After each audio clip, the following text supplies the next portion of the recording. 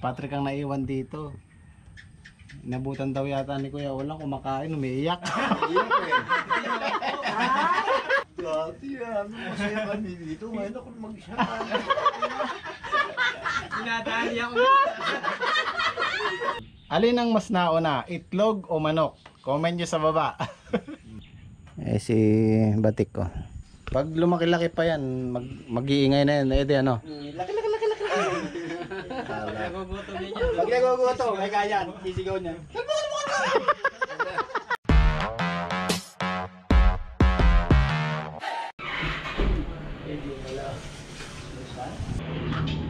Good morning. Medyo maraming ganap ngayon. Tinanghali na ako dahil di pa ako nakakalusong sa bukid. Bumili ko ng ito, tile adhesive. At papatiles na namin tong maliit na terrace na to. Tsaka yung sa likod. Ayun, puntahan ko lang yung inorderan kong tiles kasi kahapon pa namin hinihintay hanggang ngayon wala pa. Nandito na yung nagtatrabaho. Follow up lang natin. O sige, okay lang. Ito na guys yung na-order namin. Papunta na pala si sir. Dito yan sa Santa Rita. Okay sir, thank you. Hintayin na lang kita doon. Kaya mo boss. Sige, atras. Okay.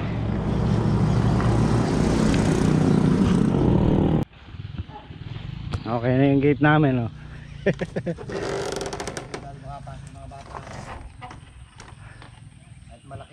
Ayan, pagka marami nagsuggest, pinturahan daw natin yan. Mapipinturahan yan balang araw. Yun nga palang paggawa dun sa terrace, sa tiles.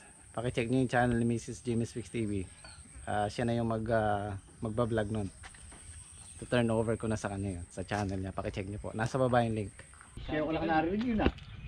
Okay, si Kuya Olan, hanggat wala siyang trabaho, dito muna siya extra sa amin. Welcome sa squad. Kasi may trabaho din siya eh. May gumagawa din siya ng bahay. Sa ngayon wala pa. Dito muna siya. Oh, mas iba yan mo. Asan na? Hindi pa yan. Pinatutuyo yata yung kanyang susuot. Aalis daw. Ayan, si Don Don pumunta dito kahapon at gusto daw pumunta doon sa asawa niya sa Umingan. So binigyan ko ng pamasahe para magkita-kita silang mag-iina, mag-aama. Ano, gumagayak ba? Opo, nakano po yung Nabiyan ko siya kuya. Pagkain dito. Kasi si Don Don, gaya na sabi ko, lagi ko sinasabi sa vlog, yun nga, nagkakaroon siya ng parang, hindi ko alam ang tawag nito, yung kumbaga sa isang OFW na homesick siya. Kasi nga hindi niya nakikita yung mag-iina niya. So sabi ko, hanggat hindi sila nagkikita, ayusin niya muna yun para mawala yung ano niya sa loob, yung sama ng loob niya, yung stress niya. Kasi pag nandito siya, apektado lahat eh. So sabi ko, puntahan niya muna yung mag-ina niya. So sana bukas, sana mamaya matuloy siya at magkita-kita sila. Sabi ko, pag okay na, tsaka ako siya pababalikin dito. At yung update doon sa bahay ni Eddie, in-stop muna namin kasi naubusan kami ng buhangin. Total, ano naman na yun, tapos na yung bubong, aasintahan na lang yung sa gilid tsaka yung sa harap. Yun na lang naman ang kulang doon, tsaka yung palitada doon sa harap. Kasi kasuhin lang muna namin yung tanim namin. Pagkano itutuloy din natin yun. Alam mo yung nagpapagawa ng ano, grass cutter? Puntahan natin. Ha? Konti na lang yan? O sige. Okay.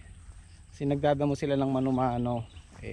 Sabi ko papagawa sana namin yung grass cutter. Konti na lang naman. Maya matatapos na sila.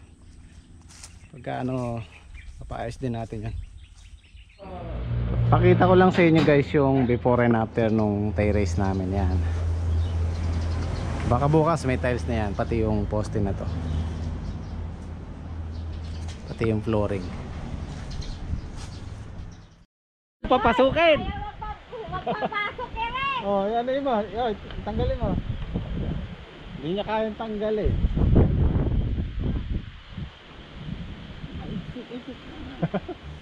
Ay sus! Teka lang yun.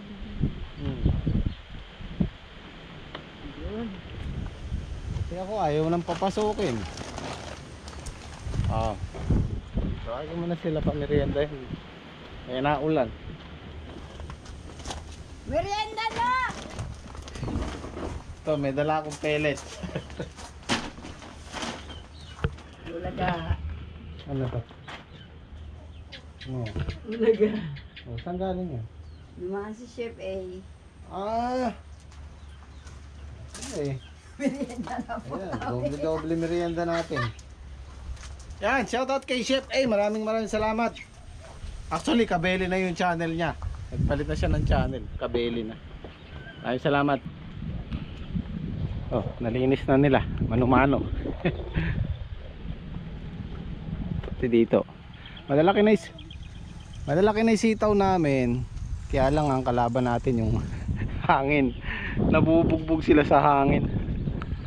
Okay lang yung ulan eh, pero pag malakas yung hangin natutumba sila. Tapos pag naarawan tatayo ulit. Nai-stress yung halaman. Oh, yan na ulan. Yan na silong.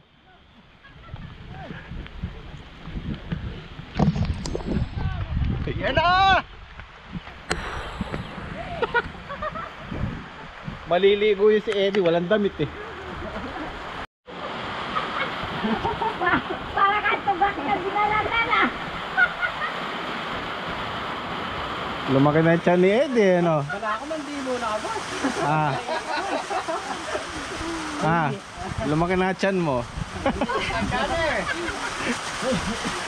Oh, magmerienda na lang tayo dyan, oh. Dahil merienda. Sabi ko, Pim.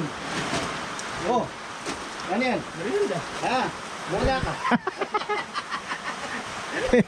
Hindi. Alam mo ko. Hindi pala panulak yung binili ni Kuya. Sabi niya. Pambara. Yung pala, pambara yun. Masarap niyang kape, umuulan eh. No, ay, tabi ko. Nagigit ko din. Konti na lang ba? Sa gabi lang. Yung palang ikakalat natin buhangin doon, kinalat na ni Dodong. Oo. Oo, nakalibre tayo. Kay Konsehala pala yun.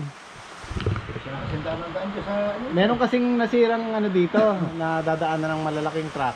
Nahukay na ngayon. Merong inilagay na buhangin doon, hindi nakakalat. Kakalat sana namin, nakita ko si Dodong, daanan ko kinakalat na. So, salamat kay Dodong. Ay, tsaka kay Konsehala. Ayan, pwede na ulit, pwede na. Konti na lang yun eh.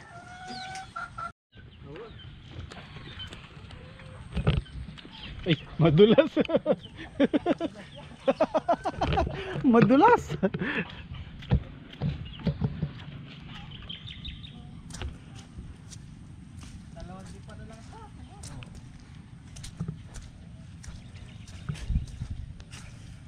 Oh, yan na lang pala eh.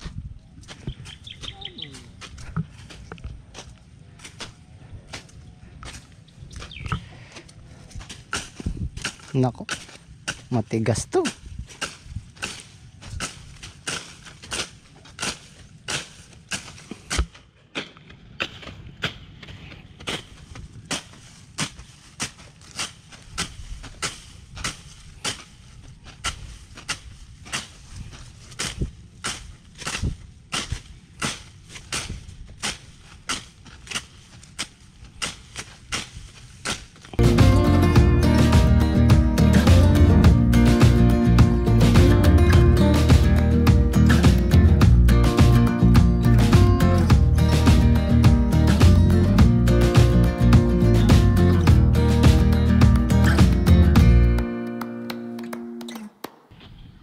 Okay na. Dito kailangan talaga yung pantabas na malaki, yung gamit ni Eddie. Malaki ng damo eh, oh. Nakaya ng ano yan. Ito gamit ko lingkaw eh. Pandamong maliit lang to.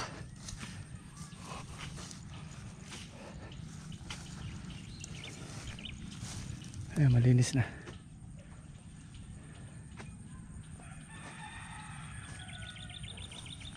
Yan, gawin dyan kay Dudong na yan. Hanggang dito lang yung sa amin. Ito, apat lang, tunggal-tunggalan. Para tabog eh.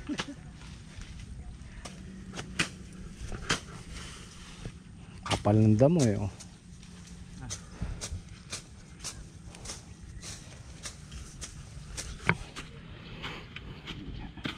Ang ganda so. Diba?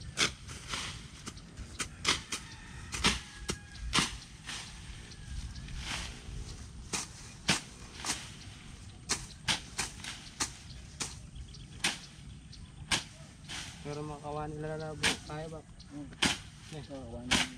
Ano? Malapit na mo.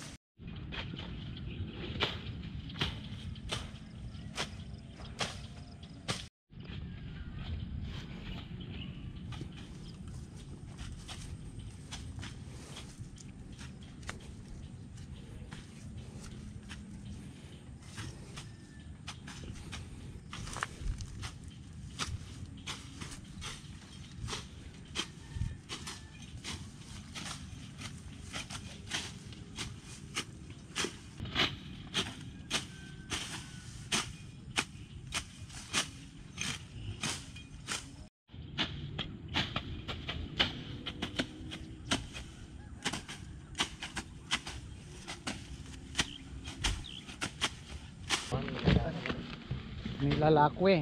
Lalaki. Ayan, may lalaki. Lalaki daw to, sabi ni Patrick. Hindi mamumunga. Ano mo nalaman, Trek? Diretso siya. Wala siyang pinutuya. Ah, ganun ba? Okay. Wala siyang bulaklak. Hindi na pala kailangan ng grass cutter. Tulungan. Saglit lang.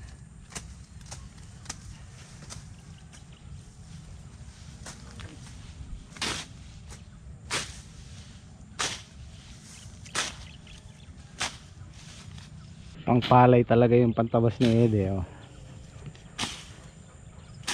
Lakas mag ano, gawin ng damo. Parang grass cutter na eh. Nung nagpapalay ka, 4 na hektarya, puro ganyan lang gamit mo. Oo. Puro pilapil. Pero yung 4 na hektarya, tapos ilang pilapil yun? 4. Ba, hindi lang. Ayan. Dami. Ay, meron pa nga pala sa pagitan, ano? Sa gitna. Ayan, puro yan ang gamit ni Eddie sa pagtatabas ng pilapil. Doon niya, hindi pwede yung mapuro lang gamit. Pero mo yung 4 na hektarya guys, ito, simula doon sa may puno-puno na yon hanggang doon. Doon sa dulo. Yan, 1 hektarya lang yan. Eh yung hawak ni Eddie, 4 na hektarya. 4 na ganyan kahaba. Tapos tatabasin niya ng manumano, ganyan.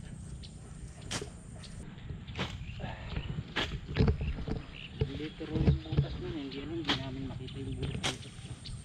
Yan, Hindi nakagilid yung pangtunda yun. Nakaan daw sa gawin nito. Oo, dyan nakagilid yun. eh ang problema nga, kahit siya hindi niya makita eh, si Beto. Patay. Natakpan na siguro. Oo. Siguro. Kinalkal ko rin yan, nakita ko yan, yung muhon eh. Yung muhon yan. Takip daw ng bato yun.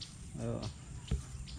Sayang yun, maganda pa naman daw ang ano, hindi na agad. Malakas ang tubig.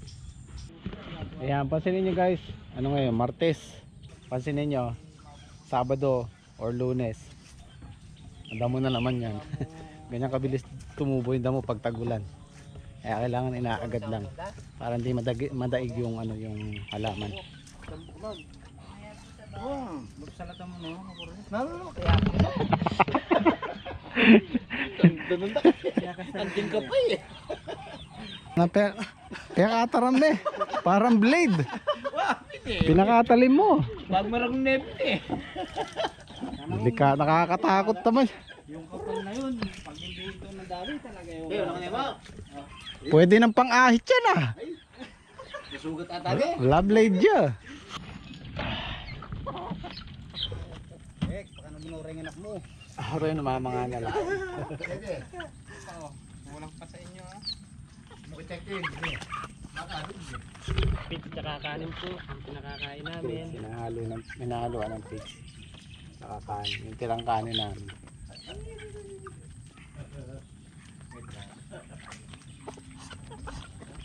Pinawalan muna namin para wala yung stress nila. Na-stress din yung mga alaga namin pag lagi nakakulong. Eh, kainan sila doon.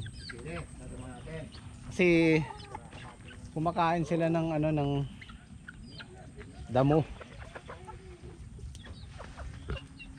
Kasi napansin namin nung kinulong namin, parang nalalata sila lahat. So pinawalan muna ni Patrick para sumigla sila. Itong mga gulong na galing kila Eddie. Pwedeng hatiin to, kainan nila. Kainan ng manok tsaka bibi. Kailangan lang hindi na istaka ng tubig yan kasi baka magka-dengue. Dinggi.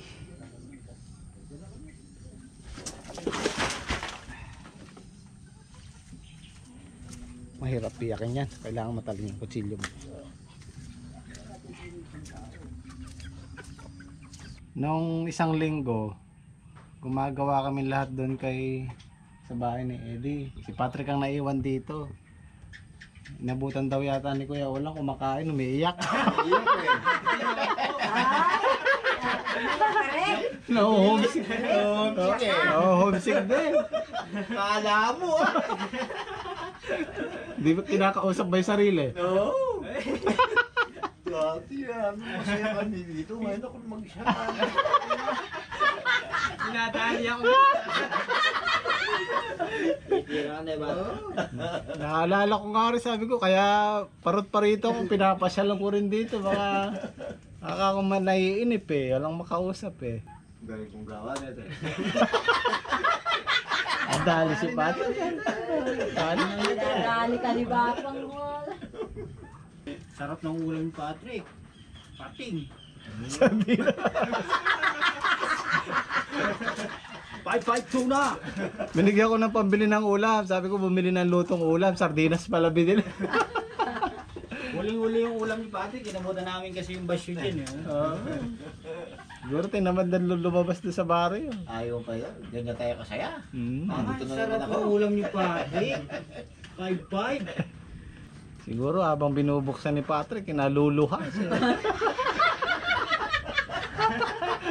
Dati sarap ng ulam namin dito. Hindi, siguro yun ang kinakaiyak Sinasabi ni Patrick. Hindi, sinasabi ni Patrick. Kaya naiiyak si Patrick. Eh, kayong gumagawa ng bahay niyan, masasarap ang ulam. Oo. Samantalang ako dito, mag-isa, sardinas pa. May merienda na rin. May masarap ang ulam. Mario Joseph. Sasabi Kaya ko sa'yo. pinakakain ka kasi doon, pinakaw ka, ayaw mo na. Oo, pinapapunta ko, doon ay pumunta. Dito na lang yan, sabi na.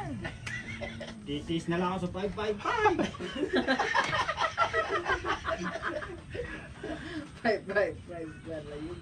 Kaya susunod trek, doon ko pumunta. Hinihiwalay ka kasi eh. Hindi, natapat lang yun Natapat kasi. na kasi. Oo, kailangan ng spray. Kailangan sa trabaho. Kaya nga, Kung nagsama-sama naman, kaya paano matapay iwan niya sa trabaho. Patrick, saan ang galing yung manok? Patrick, saan ang galing yung manok? Sa itlog, Sa itlog. Saan ang galing yung itlog? sa manok. alin ako na ngayon. Hindi ako sagot. O sige, yung tanong. Ayan guys, may tanong si Eddie. Ayan, yung tanong ni Eddie. Alin ang mas nauna, itlog o manok? Comment nyo sa baba. Bukas ibibigay ko yung tamang sagot sa susunod nating upload. Ayan, yan ang trivia natin ngayon. I-comment nyo sa baba para masarap yung usapan natin sa comment section. Bakit ako alam ko yun eh. Parang yung ano lang yan eh, yung unang yung tinanong ko sa inyo dati. Yung buntis, pag isang buntis naglalakad, ano nauuna? Sabi ni Patrick Chan. Sabi ni Bing, paa. Sabi ni Eddie, tiyan din. Eh, mali yung sagot nila lahat eh. Sabi ko, ano, nguso. O, yung ilong. Yung pala asong Yung pala asong buntis. Hindi naman kasi sinabi kong tao kung Tatanungin mo. Tatanungin mo Oo, muna. ano ba yung buntis? Ay, Yan. kasi ang mahirap. Ano tao o hayop? Sumagot agad eh. Tiyan daw eh. Sagot si Patrick eh. Diyan daw eh. Eh si Batik ko. Mapasaya kaya. Medyo maluwag na sila. Lumakas na sila. Pag lumaki-laki pa yan, mag-iingay na yan. Eh di ano? Laki. Nagugutom din Pag naguguto, may kaya yan. Sisigaw niya. Pagkapos na.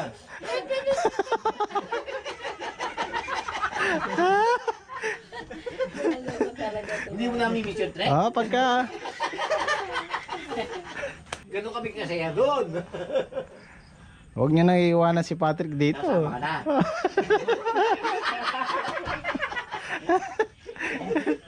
Eh, si Patrick palagi seryoso eh. Hindi, madaldal na si Patrick ngayon. Nung nandito kami, nagkukwento na siya eh. Hintik pa nga ako maiyak doon sa kwento niya nung nakaraan eh. Pinagdosa rin mo yan. Ah. Tanggalin niya, metro. Ano guys, kita-kita tayo bukas. Uwi na kami. Maraming salamat ulit sa panonood. Say Chen!